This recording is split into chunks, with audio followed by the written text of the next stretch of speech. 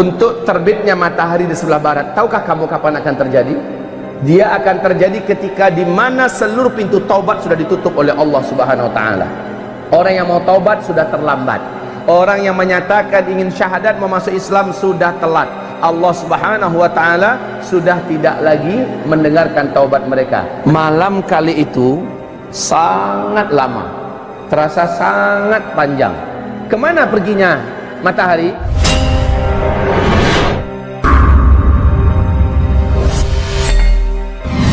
Ketahuilah, siapakah yang paling tahu kapan matahari akan terbit dari barat? Yang paling tahu adalah orang Islam, orang beriman. Kenapa?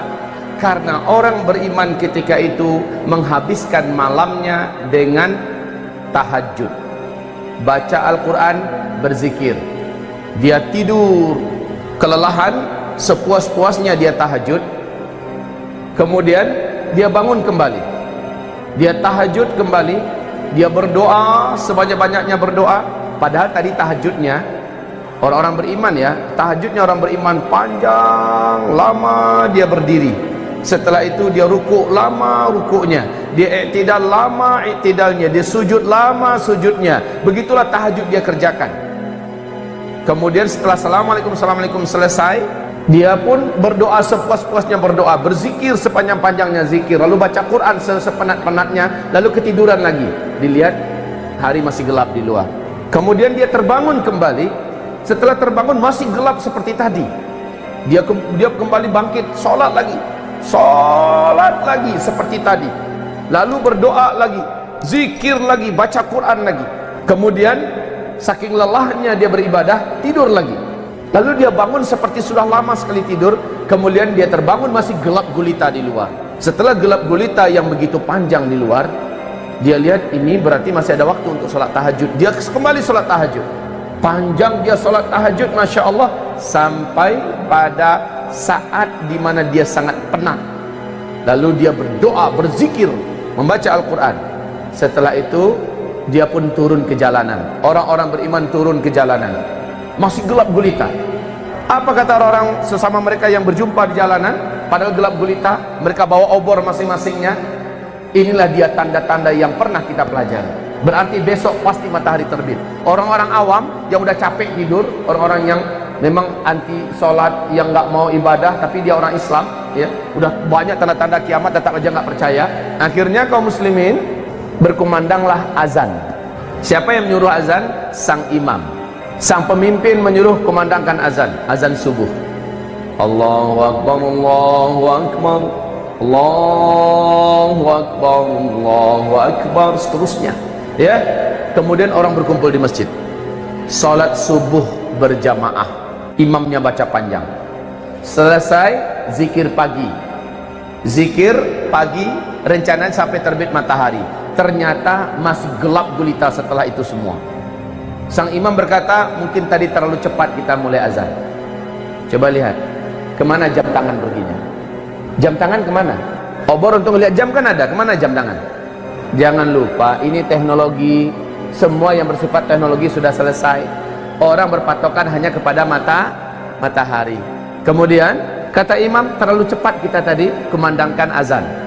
Kayaknya tadi kita tuh sholat sebelum waktunya. Kemudian dikumandangkan lagi azan subuh. Kaum muslimin sholat lagi, zikir lagi sepuas-puasnya. Selesai semua zikir-zikir, doa-doa Nabi dibaca, masih saja gelap. Kata imam, kayaknya itu yang tadi itu juga terlalu cepat. Ulang kembali azan lagi 3 kali kaum muslimin, 3 kali. Baru setelah itu mereka berzikir sepuas-puasnya zikir, mulailah nampak langit mulai terang. Tetapi anehnya bukan dari timur, dari barat. Orang-orang beriman paham, inilah dia. Tapi sejak matahari terbit, Rasulullah sallallahu alaihi wasallam menyebutkan, sejak itu semua isi Al-Quran, baik yang ada di dalam mushaf, isinya hilang, Pak. Lembaran putihnya saja yang tersisa. Begitu juga yang hafal Al-Quran, dalam satu malam itu menguap ke langit seluruhnya. Hafiz Al-Quran hilang seluruhnya. Bahkan Al-Fatihah yang paling akrab sudah lupa semuanya hilang. Tetapi kaum muslimin yang kami muliakan, orang-orang beriman telah tercatat Hari ini iman kalian yang beriman telah sah, kata Allah. Hari ini seluruh amalan orang-orang yang pernah beramal telah diterima. Dan sejak itu tidak ada lagi amalan, tidak ada lagi sholat, tidak ada lagi puasa.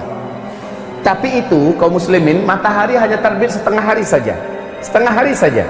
Dari sebelah barat, itu barat umpamanya, terbit hanya setengah hari. Rasul berkata dia kembali bergeser, kembali tenggelam di tempat biasanya dia tenggelam di sebelah barat. Kemudian besoknya dia terbit normal seperti biasa dari sebelah timur. Coba lihat begitu cepatnya. Taib, kita lanjutkan kaum muslimin yang kami muliakan. Malam kali itu sangat lama, terasa sangat panjang. Kemana perginya matahari? Nah, ini ada hadis yang panjang dari Imam Muslim. Mari kita simak. Dengan hadis inilah, dengan penuh hormat saya harus membantah pernyataan Syekh Imran Hussein, di mana beliau mengklaim maksud matahari terbit dari sebelah barat di akhir zaman adalah Islam nanti akan bangkit dari Amerika dan dari Eropa. Pernyataan itu saya bantah dengan hadis ini, dengan hadis yang diriwayatkan oleh Imam Muslim dalam kitab sahihnya, dalam kitab Al-Iman jilid 2 hadis nomor 195 dan 196. Kok bisa malamnya 3 malam berturut-turut orang di bumi hidup merasakan malam yang panjang, panjang sekali sehingga puas orang tahajud. Berulang-ulang orang melaksanakan tahajud. Tahukah kamu kemana matahari perginya? Matahari tidak ditutup oleh Allah, tidak, tapi memang dia pergi memenuhi panggilan Allah. Ngapain? Matahari pergi ke bawah arash, meninggalkan orbitnya dan dia terus melesat, melesat sejauh-jauhnya, sejauh-jauhnya sampai berada di bawah arash. Berarti matahari sudah keluar dari seluruh alam semesta dengan kecepatan yang hanya Allah yang memberikan, sampai di bawah arash, tepat dekat Sidratul Muntaha. Di situ dia sujud. Matahari sujud macam mana bentuknya entah, pokoknya dalam hadis dia sujud kepada Allah subhanahu wa ta'ala. Fakta ilmiah yang tidak akan pernah bisa diketahui oleh para pakar dan ahli astronomi manapun sampai hari kiamat, kecuali dari hadis ini, bahwa matahari telah pernah meninggalkan bumi sebanyak 2 kali sebelumnya. Ini hadisnya. Matahari pernah pergi meninggalkan bumi sebanyak 2 kali sebelumnya. Kali ketiga baru Allah perintahkan, terbitlah engkau dari tempat biasanya engkau tenggelam. Dengar hadisnya tadi? Dengar bahwa matahari telah pernah meninggalkan bumi ini dulu. Kapan? Belum ada para pakar yang mampu mengungkapkan ini. Kalaulah tidak ada hadisnya, kita tidak akan tahu ini. Dan Rasulullah tidak pernah bicara dengan nafsunya. Seluruh yang dikatakan adalah wahyu yang diwahyukan kepadanya. Untuk terbitnya matahari di sebelah barat, tahukah kamu kapan akan terjadi? Dia akan terjadi ketika di mana seluruh pintu taubat sudah ditutup oleh Allah Subhanahu wa taala. Orang yang mau taubat sudah terlambat. Orang yang menyatakan ingin syahadat memasuk Islam sudah telat. Allah Subhanahu wa taala sudah tidak lagi mendengarkan taubat mereka. Di kitab Ensiklopedia Akhir Zaman, Rasulullah bersabda sallallahu alaihi wasallam, tempat terbitnya matahari dari sebelah barat, tempat terbitnya matahari, tenggelamnya matahari di sebelah barat, itu adalah pintu taubat yang ternganga. Jarak pintu taubat itu, kata Rasulullah SAW, 70 tahun perjalanan. Tidak tahu 70 tahun perjalanan cahaya atau perjalanan apa, pokoknya lebarnya pintu taubat itu terbuka adalah 70 tahun. Tapi ketika matahari terbit dari sebelah barat, sejak itu pintu tersebut tertutup rapat, maka tidak ada lagi taubat. Tidak ada lagi taubat. Orang yang ingin bersyahadat memasuk Islam sudah tidak lagi diterima. Bahkan sejak matahari terbit dari sebelah barat, tidak ada lagi sholat duha, tidak ada lagi sholat zuhur, tidak ada lagi sholat asar. Semua ibadah-ibadah dan syariat sudah diangkat. Besoknya binatang raksasa akan keluar dari dalam perut bumi. Malam harinya Al-Quran sudah dipanggil oleh Allah kepada sumbernya, kepada zatnya.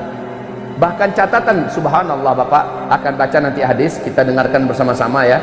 Rasul mengatakan saat itu Al-Quran hanya tinggal lembaran-lembaran putih. Di waktu duha, setelah matahari terbit, orang-orang ingin melihat Al-Quran. Betul, Al-Quran sudah tinggal lembaran-lembaran putih. Saya bertanya kepada Bapak, di zaman Nabi ada nggak Al-Quran yang seperti ini?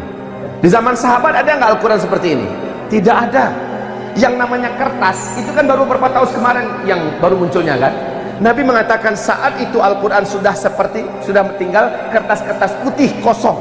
Subhanallah. Jelas beliau adalah Nabi yang mulia, Nabi yang benar, Nabi yang jujur.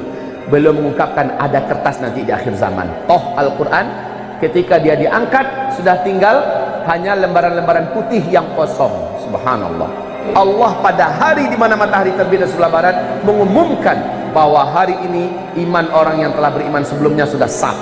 Hari ini orang yang pernah beramal dengan amal-amal sebelumnya telah diterima, dan dari hari ini tidak ada lagi amalan, tidak ada lagi iman.